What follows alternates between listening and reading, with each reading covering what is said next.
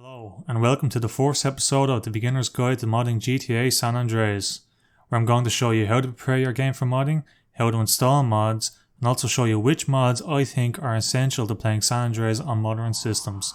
Let's get started.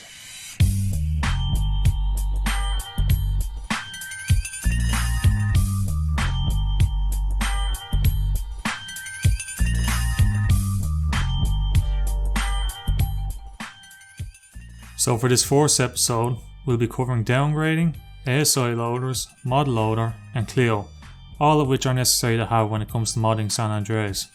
Before we start, however, I'd just like to recommend that if you have an SSD, it's best to install San Andreas on that over a hard drive.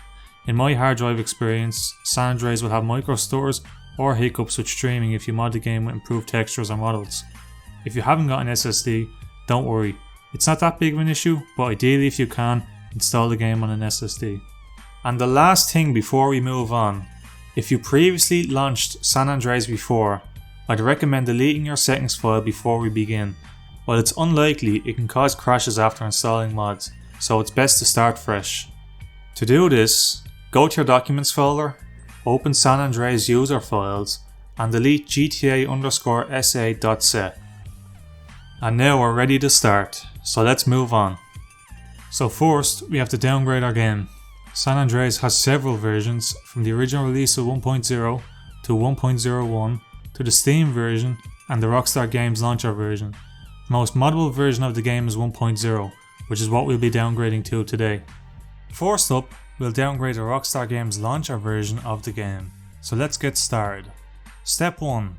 Download the San Andreas downgrader from the link in the description. Step 2. Go into the launcher, open settings, click San Andreas, and under View Installation folder, click Open. Step 3.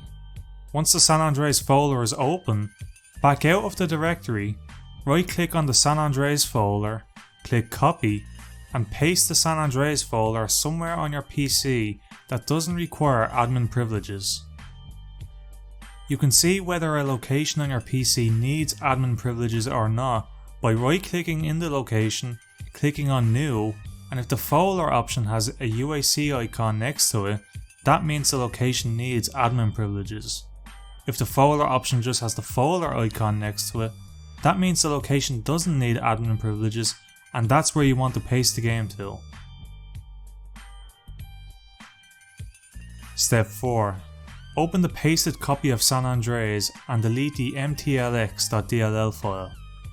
Step 5. Go to your downloads folder and open the archive you just downloaded. Copy everything in that archive to the pasted San Andreas directory, replacing the original files when prompted. And that's it. The Rockstar Games launcher version is now downgraded. From here on out, only modify the version of the game that you copy and pasted. You can only launch this copy of the game from the game directory, and you can launch with either of the EXEs. I'd recommend keeping the original Rockstar Games launcher version as a backup. Next up, we'll downgrade the Steam version of the game. This method also applies to any other versions of the game, such as the DVD version. Just in case, make sure you back up your game before downgrading. Step 1. Download the San Andreas downgrader from the link in the description. Step 2. Go to your downloads folder and open the archive you just downloaded. Copy everything in that archive to your San Andreas directory, replacing the original files when prompted. And that's it. The Steam version is now downgraded. You can launch this version of the game through Steam or directly through the EXEs. Just to make sure the downgrading process worked, start your game, go to Load Game, and if the save slots are numbered on the left, the downgrader didn't work and you're still using the Steam version. If it did work, the save slots won't be numbered on the left. Keep in mind, saves from before you downgraded won't work with the downgraded version of the game, so you'll have to start a new game. So next up, we'll download and install our ASI Loader.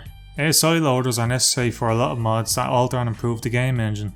There's been a lot of ASI loaders over the years, but the best one we have now is the Ultimate ASI Loader, which is made by 13AG. Step 1. Download the latest version of Ultimate ASI Loader from the link in the description. Step 2. Open the archive you just downloaded and copy the DLL file from the .zip to your desktop. Next, rename the file to vorbisfile.dll.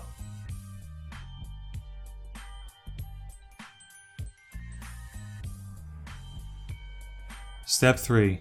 Move the renamed DLL file to your San Andreas game directory, replacing the original file when prompted.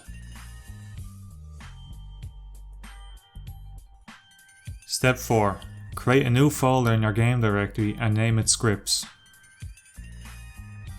And that's it, you now have Ultimate ASI Loader installed, which will be used to load mods that use the ASI file extension. ASI mods can be installed in the main game directory or into the scripts folder. The scripts folder is generally neater and easier to manage, however a lot of old ASI mods won't work there. So if you experience any issues with older ASI mods in the scripts folder, just try moving them into your main game directory instead. We'll be covering how to install an ASI mod next.